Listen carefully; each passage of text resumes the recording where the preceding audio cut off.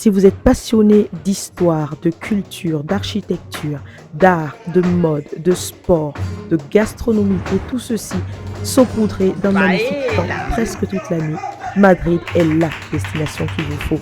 Je vous propose de vous emmener avec moi.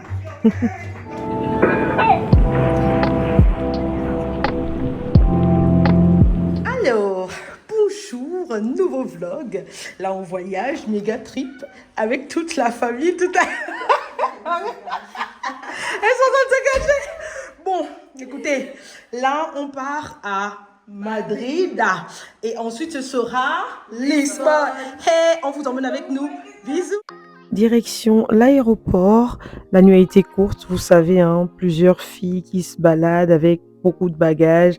Ben, ça fait des nuits courtes. Voilà, donc les filles ont profité pour s'endormir encore un peu dans le van. Je vais vous passer les détails de tout ce qu'il y a eu comme déconvenu lorsque nous sommes arrivés à l'aéroport. Nous avons dû voyager au final par 2 vols séparés et j'ai fait le choix d'arriver en deuxième lieu. L'équipe s'est excusée, nous avons été dédommagés en partie et surclassés également, donc je les remercie pour leur coopération. Nous avons en plus dû changer le Airbnb que nous avions loué.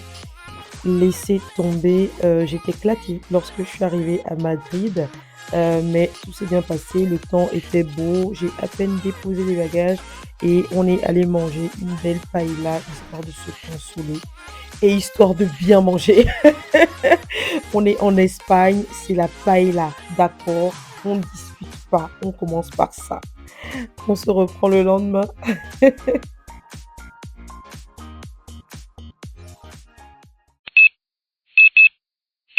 Hi everyone, I really hope that you are doing so great. Alors, au programme de la journée, je pense qu'on va aller dans un grand centre commercial. Il est 13h, 14h, quelque chose comme ça. Il se trouve qu'on a profité de la journée. Écoutez, on est en vacances. On n'est pas là pour se stresser pendant qu'on est en vacances. On se comprend. Donc, on va aller au centre commercial. Tout le monde est prêt. Moi, j'ai été prête depuis le matin. On a pris le brunch. Il y en a qui sont retournés dormir. Et là, on s'est réveillés. Et on va aller au centre commercial. Mais écoutez, on part ensemble. C'est le premier jour où vraiment on va profiter. Donc, c'est parti, quoi. À tout à l'heure. Elle est prête pour la balade. Prête pour la balade. Elle a sorti la mini-robe. Pour votre future visite à Madrid, je vous recommande vivement de vous installer dans le quartier de Salamanque qui est non seulement cossu, sécure, mais aussi proche de toutes les commodités. Vous avez les boutiques autant de luxe que classiques dans les parages. Vous avez également les musées, pas loin, certains même que vous pourrez faire à pied. Vous avez les places à visiter également. Il est vraiment proche de tout. Pour notre part, on commence cette visite de Madrid par une commission qu'on devait faire à El Corte Inglés. C'est l'équivalent des Galeries Lafayette en France. Vous y trouverez des marques de créateurs. Et il n'était pas question pour nous de craquer, mais bon. Dédicace à maman Léo, hein, la femme riche qui nous a envoyé là-bas. Voilà. La belle vie, hein, s'il vous plaît. Ah bah oui, hein, les vacances, c'est fait pour vraiment enjoy. Hein. Exactement. Lily, on est dans une merco là. Tu vois comment on est assis. Tu vois comment on est assis là, face to face. Hein. Vraiment. Bon, là, on va dans un autre centre commercial et puis on va bien voir ce qu'il y a là-bas. Hein. Ah bah oui. Faut pas qu'on se fatigue tout de suite, on n'a pas fini. Ce n'est que le début. Ce n'est que le début. À tout à On va l'heure. vous saturer les réseaux. Vámonos al centro comercial Príncipe Pío. Oui, je parle aussi un peu espagnol. Vous l'aurez compris, on fait essentiellement du repérage pour cette première journée.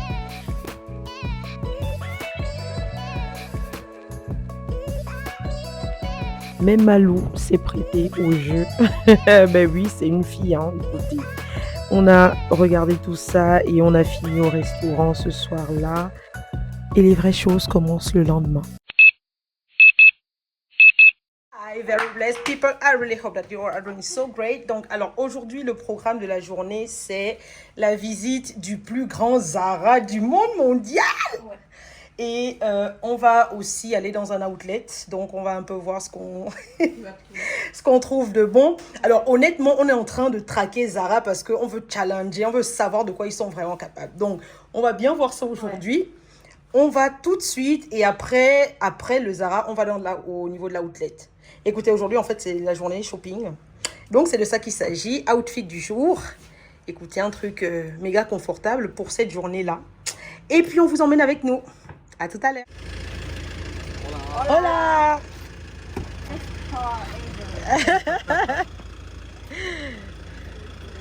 Thank you.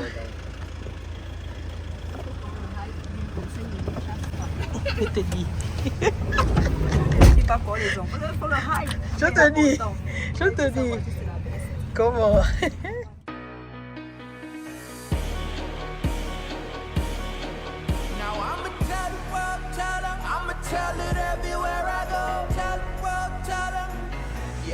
Voici le bâtiment de 7000 m² qui renferme le plus grand Zara du monde. Écoutez, souhaitez-nous bonne chance parce que avec 7000 m², on a de quoi faire.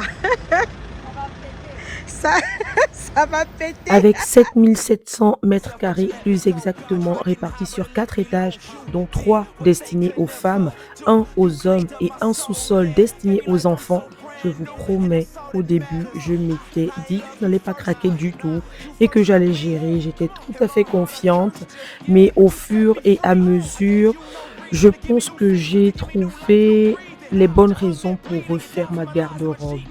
Voilà. Il faut clairement dire qu'en Espagne, Zara, c'est une institution. Je n'ai vu aucun magasin de Zara qui n'avait pas au moins 3 étages. Mais vraiment. Vous avez des modèles en avant-première. Ne parlons même pas des prix qui défient toute concurrence. Écoutez, j'ai trouvé toutes les raisons de refaire ma garde-robe. Voilà, c'est dit, j'ai craqué. J'avoue, j'ai craqué. J'ai craqué complètement. Conseil gratuit, venez léger en Espagne parce que vous devrez vous racheter des valises supplémentaires comme nous. Oui, on a dû racheter des valises supplémentaires. Ne faites pas comme moi, mais je pensais que j'allais résister, mais je n'ai pas pu. Bref, écoutez, il y a de quoi faire. Il y a de quoi faire. Je croyais résister, je n'ai pas pu. C'est les vacances. Vous allez me juger plus tard. Bon ben, à tout à l'heure. Bon ben, je me console, vous voyez, je suis pas la seule. En tout cas, on est passé prendre quelques souvenirs. Moi, je fais ma collection de vignettes de frigo, donc j'en ai pris. Pour votre shopping, nous vous recommandons aussi de faire un tour dans les outlets à Madrid ou dans les alentours plus précisément. Nous avons beaucoup aimé celui de San Sebastián. Vous aurez petit, grand, moyen, enfant, même pour les animaux, de quoi refaire votre garde-robe. Mais vraiment, vous aurez de quoi faire. Pensez-y en voyageant léger lorsque vous partez en Espagne. Mais vraiment, c'est un vrai conseil. Et ensuite, on est allé au restaurant. Un restaurant du quartier qui était savamment bon. Alors, on s'est goinfré. On a mangé. Je pense qu'on a fait la recette plus que n'importe qui dans le restaurant. On a mangé. Et en plus, le personnel était vraiment accueillant, chaleureux. On a mangé. C'était bon.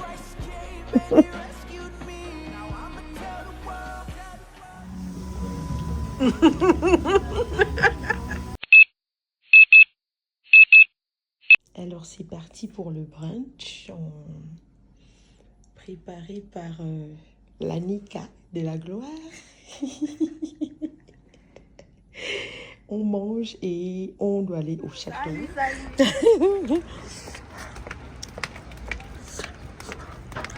C'est parti. On va aller voir le roi. Hein, Lily? La princesse sera chez le roi. C'est de ça Il s'agit.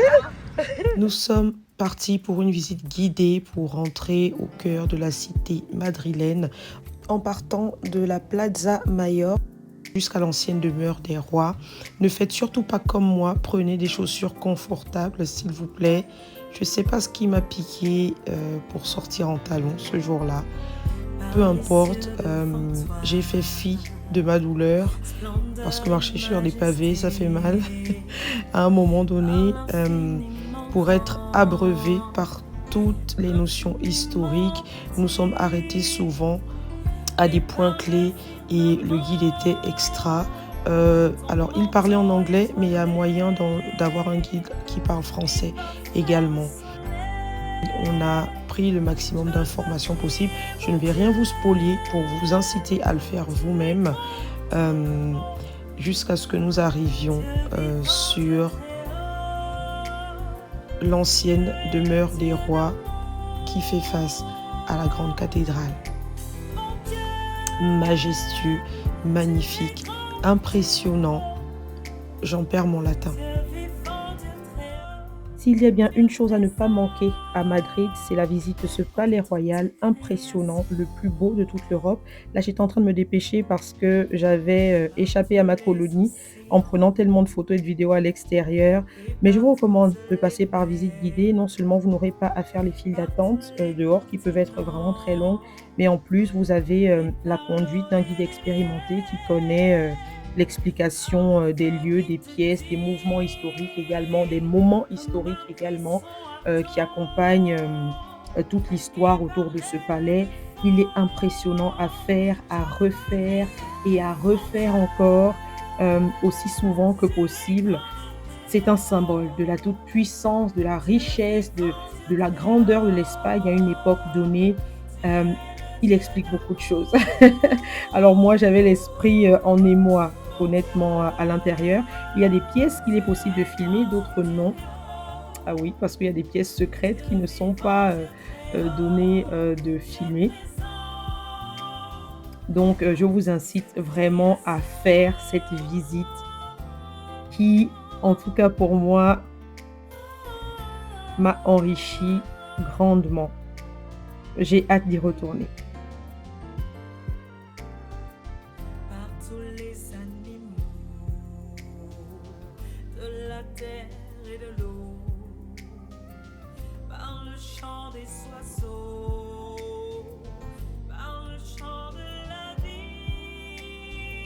La visite finie, on passe à la suite du programme. On part au flamenco. Je vous emmène en immersion dans cet art qu'est le flamenco, avec toute la puissance et la sensualité qui peuvent en découler. Vous n'aurez que quelques images et j'espère pouvoir vous transmettre là les mêmes sensations que nous avons vécues cette soirée-là.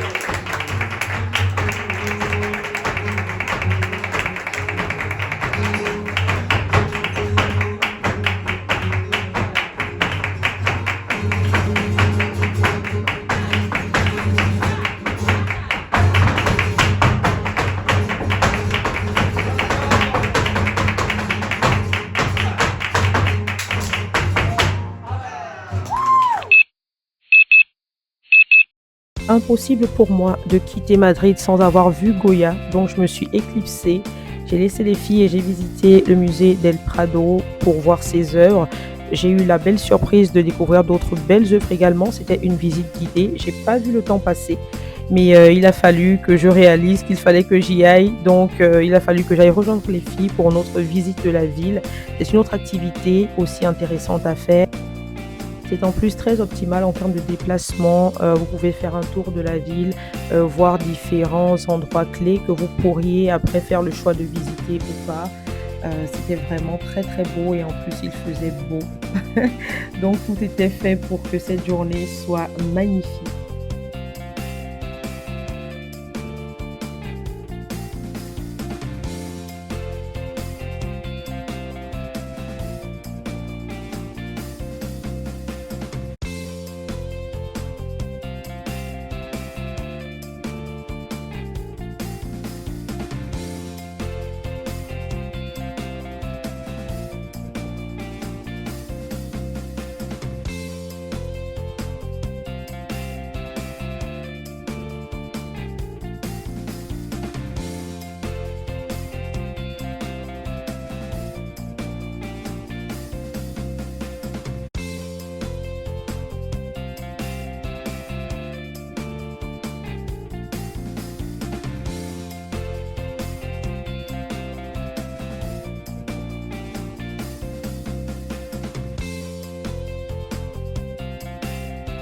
La journée et le séjour se sont achevés sur la visite du temple de Debode, non point par idolâtrie, mais par curiosité intellectuelle.